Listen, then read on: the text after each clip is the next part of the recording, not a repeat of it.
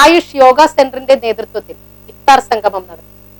ആയുഷ് യോഗ സെന്ററിന്റെ നേതൃത്വത്തിൽ ഇഫ്താർ വിരുന്നും ലഹരിമുക്ത പ്രതിജ്ഞയും എടുത്തു. തോപ്പുംപടി വില്ലേജ് ഓഫീസർ മെർവിൻ ഉദ്ഘാടനം ചെയ്തു. ഖബീർ കൊച്ചി അധ്യക്ഷത വഹിച്ചു. ജൂഡി CX ചടങ്ങിൽ സ്വാഗതം ആശംസിച്ചു. ലഹരി ബോധവൽക്കരണം MM സലീം നിർവഹിച്ചു. CN തങ്കപ്പൻ ലഹരി വിരുദ്ധ പ്രതിജ്ഞ ചൊല്ലിക്കൊടുത്തു. കൗൺസിലർ ഷീല തദേവൂസ് സംസാരിച്ചു.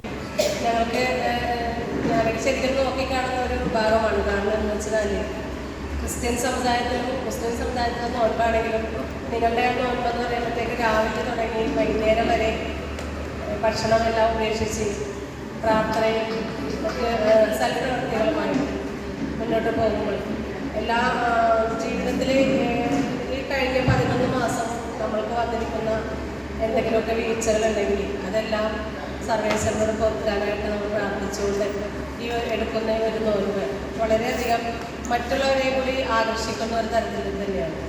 അതുകൊണ്ട് തന്നെ ഈ നോൻപ് കാലത്ത് നിങ്ങൾക്ക് അതിൻ്റെ എല്ലാവിധ അനുഗ്രഹങ്ങളും സർവേശ്വരൻ തരട്ടെ എന്ന് ആത്മാർത്ഥമായി പ്രാർത്ഥിക്കുന്നു. News bureau, Mattancherry.